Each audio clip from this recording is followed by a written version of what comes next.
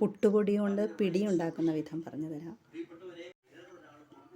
പച്ചരി വെള്ളത്തിലിട്ട് കുതിർത്തി കഴുകി വാരി വെച്ച് അത് ഞാൻ പുട്ടിൻ്റെ പാകത്തിന് പൊടിച്ചെടുത്തു.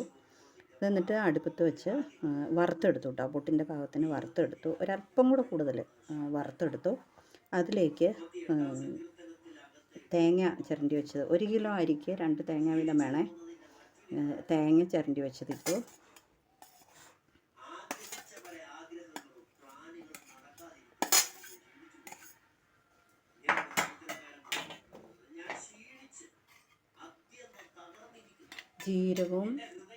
ജീരകം വറുത്ത് പൊടിച്ചതും വെളുത്തുള്ളിയും ഇവിടെ അരച്ചത് ഇതിനകത്തേക്ക് ഇടുവാണേ.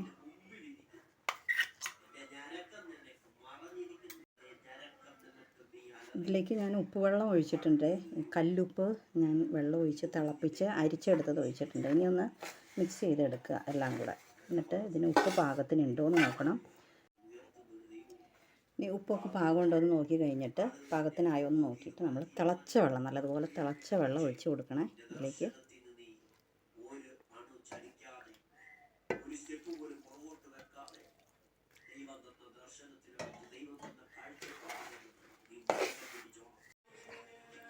തിളച്ച വെള്ളം ഒഴിച്ച് നന്നായിട്ട് കുഴച്ച്, നമ്മൾ ചപ്പാത്തിക്ക് കുഴയ്ക്കുമല്ലോ അതുപോലെ നന്നായിട്ട് കുഴച്ച് വെച്ചിട്ടുണ്ട്. ഇനി നമുക്കിത് ചെറിയ ഉരുളകളായിട്ട് ഉരുട്ടിയെടുക്കാം.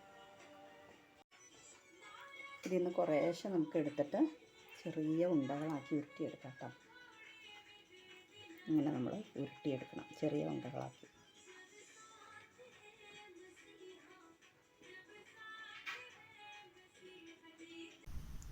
പിടിക്ക് കുഴച്ചിട്ട് ഞാൻ നല്ല ചെറിയ ഉരുളകളാക്കി ഉരുട്ടി വെച്ചിട്ടുണ്ട് കേട്ടോ.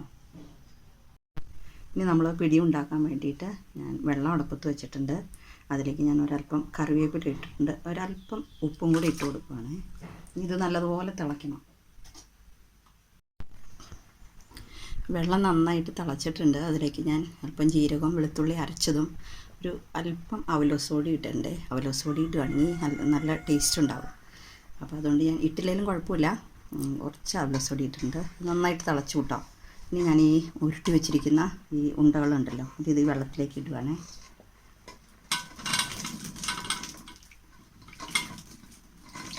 ഇനി ഈ ഉണ്ടകളെല്ലാം വെള്ളത്തിലേക്ക് ഇട്ട്, തിളച്ച വെള്ളത്തിലേക്ക് ഇട്ടു. ഇനി ഇത് നന്നായിട്ട് തിളച്ച് ഈ വെള്ളം പറ്റി കഴിയുമ്പോൾ നമുക്ക് അടുപ്പത്തുനിന്ന് വാങ്ങാം.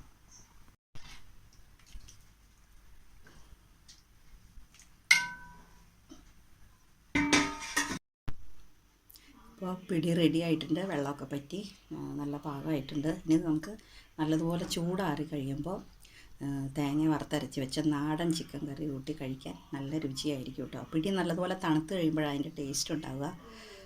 അപ്പോൾ പിടി തണുത്ത് കഴിയുമ്പോൾ നാടൻ ചിക്കൻ കറി കൂട്ടി നമുക്ക് കഴിക്കാം.